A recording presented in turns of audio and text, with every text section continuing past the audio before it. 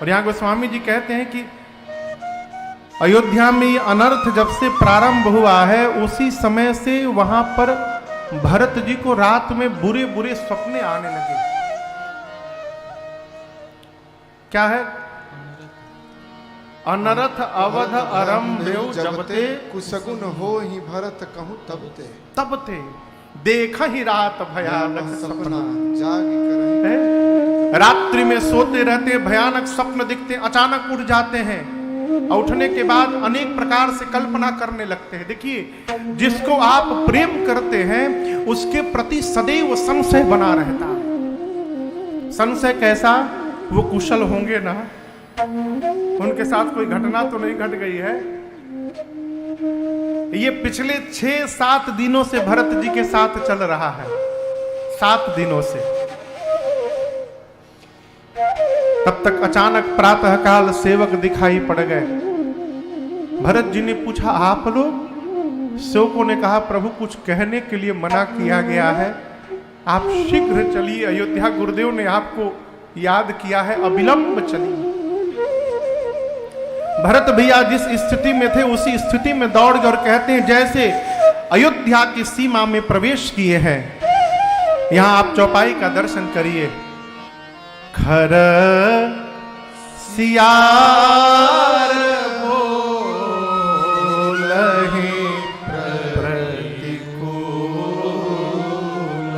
गधे सियार सब प्रतिकूल ध्वनि बोल रहे हैं।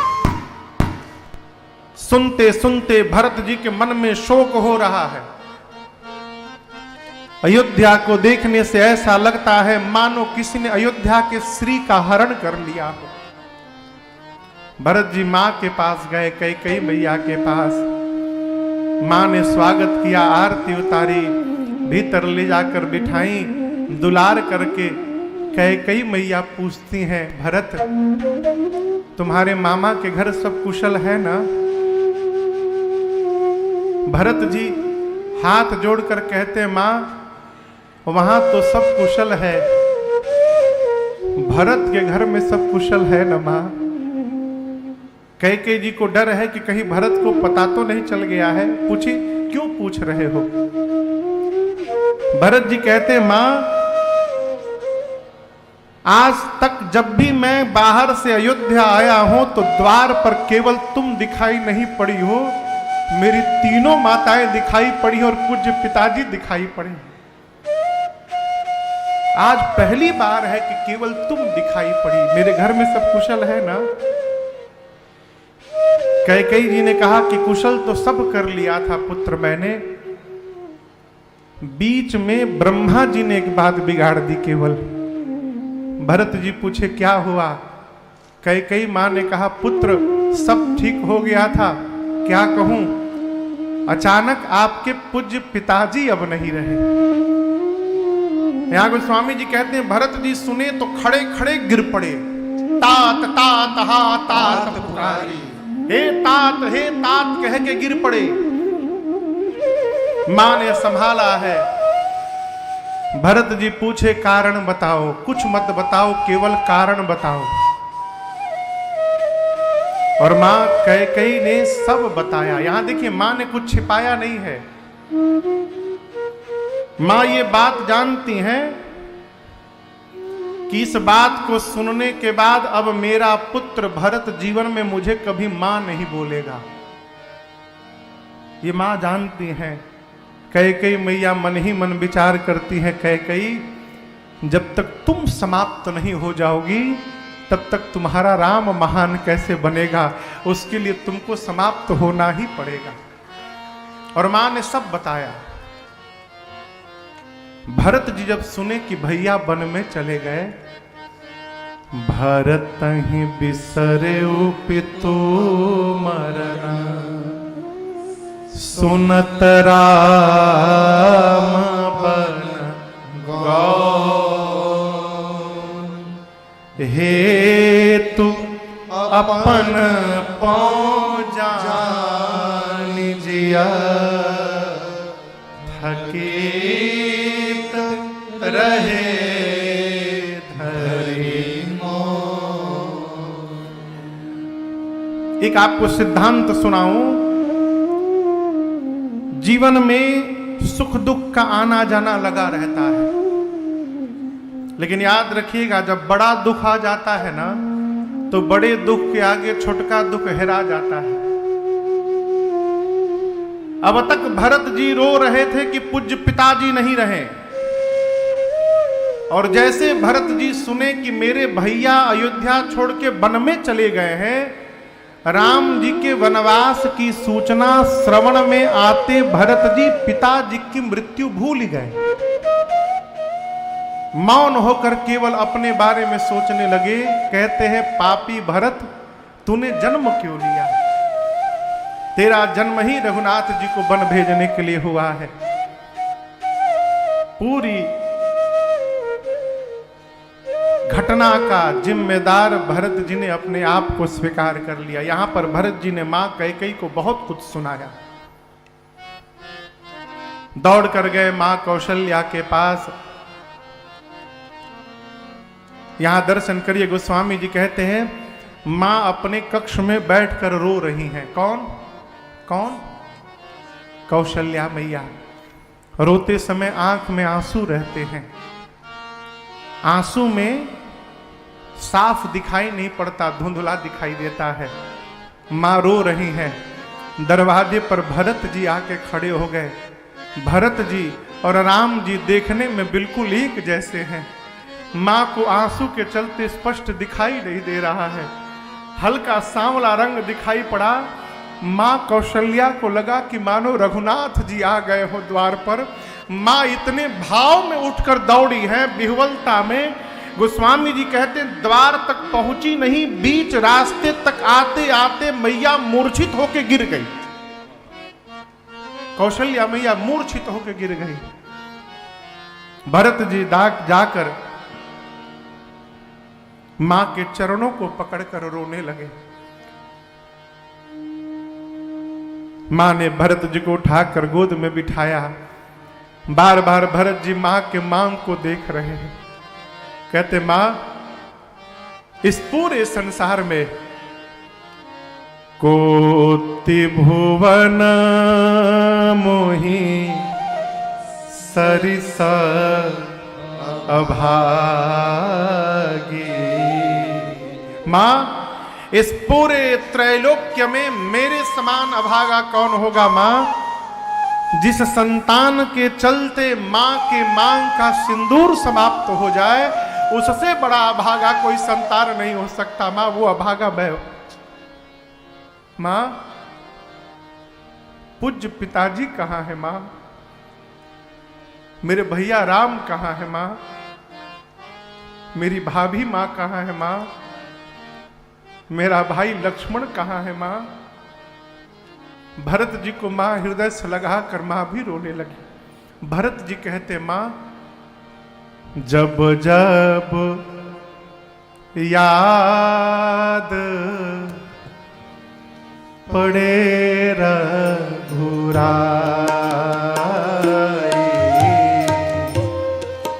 जब जब याद पड़े रघुराई,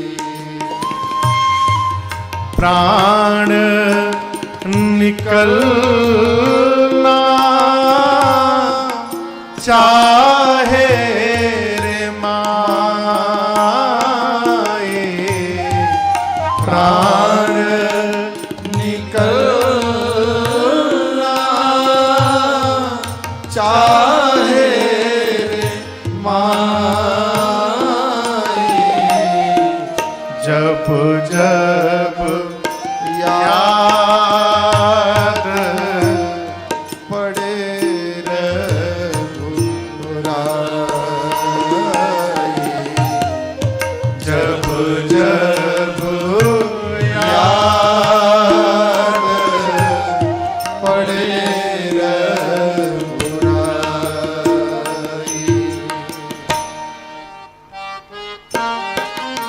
भरत जी पूछते हैं मां से, मां, भैया कुछ पांव में पहन के गए हैं ना? मां बोली, कुछ नहीं पहने। भरत जी छटपटाने लगे, बोले माँ किसी ने उनको कुछ कहा क्यों नहीं पहनने के लिए? आप कहो। कैसे होंगे भैया मेरे तपती धरा और जलती धूप में, हो कैसे होंगे भैया मेरे तपती धरा और जलती धूप। भाभी भी नहीं पहनी है माँ ना, और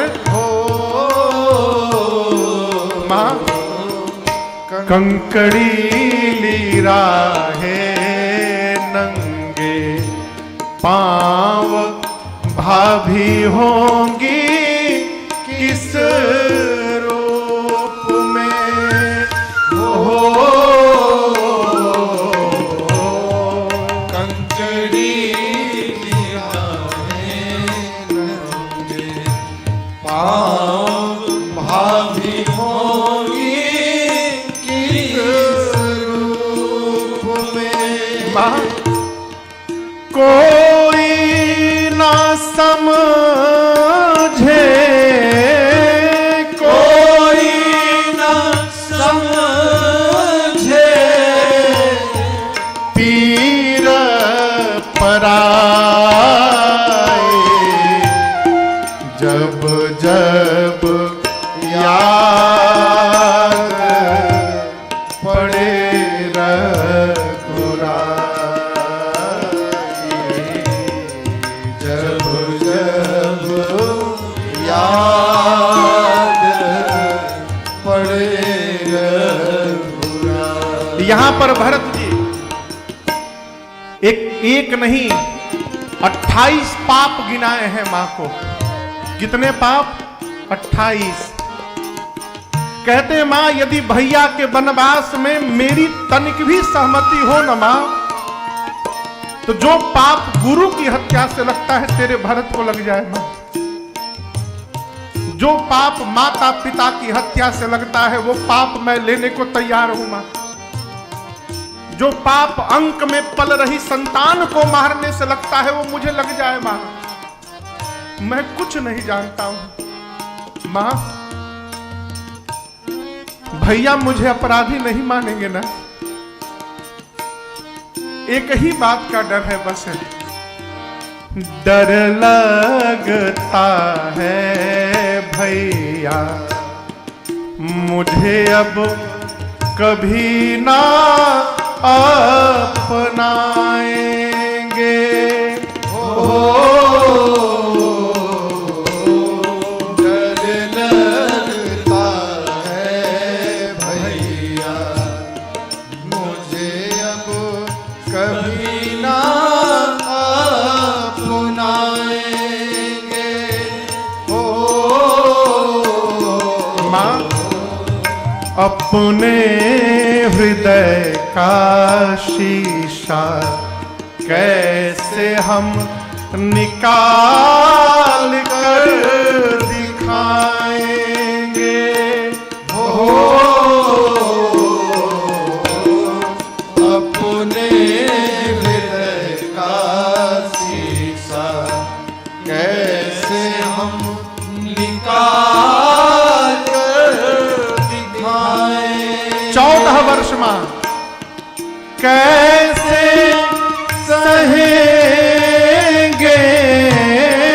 कैसे सहेंगे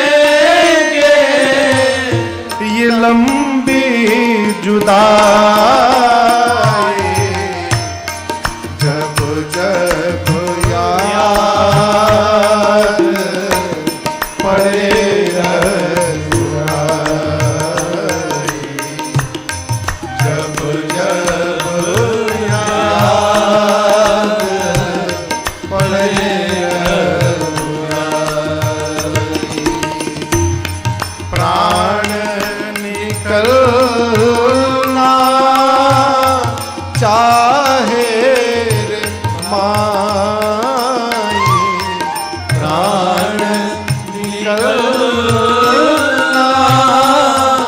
चाहे माई जब जब याद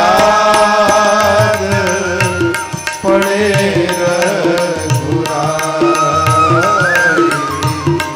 जब जब याद पड़े रघुराई जब जब याद पड़े रघुराई।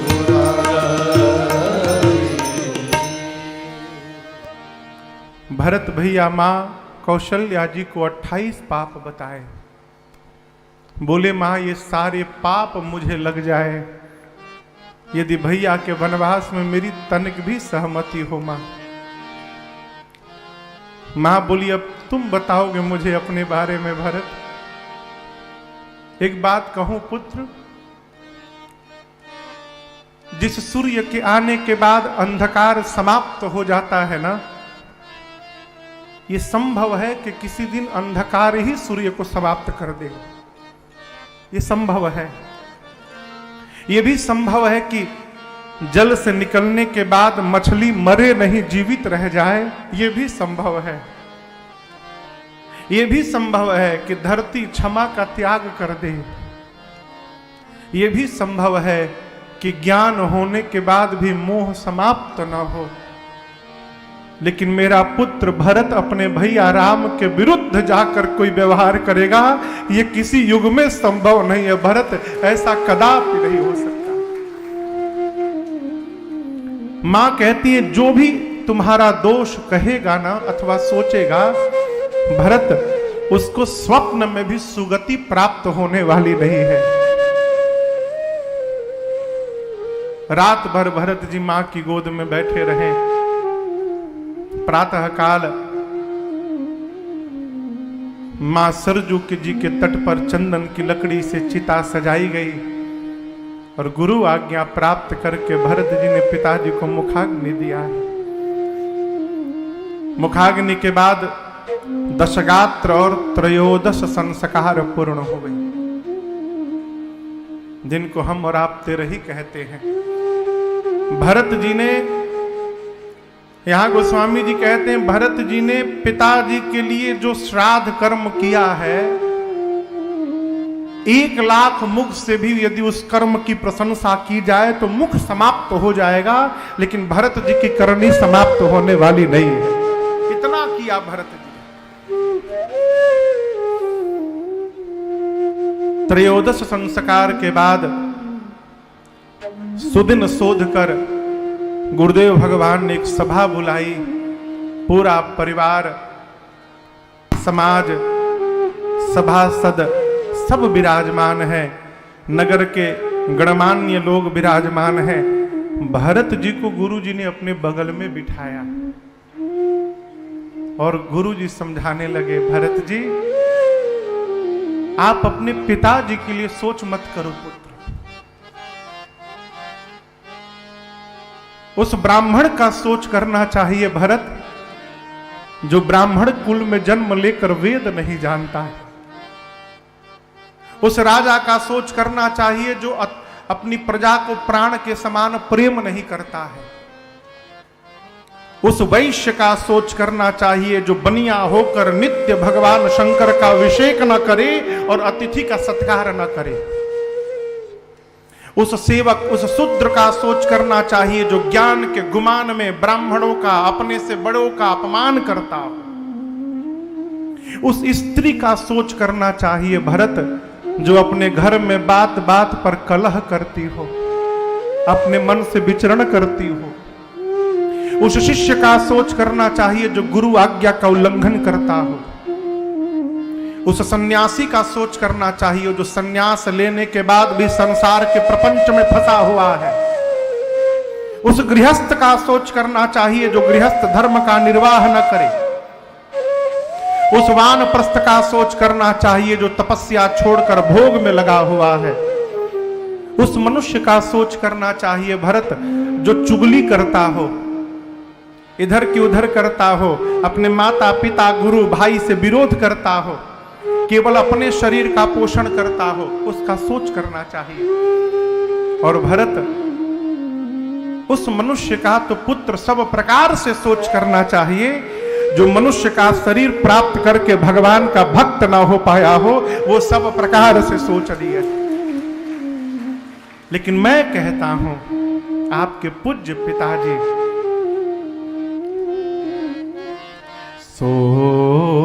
सोचनीय नहीं कौशल राव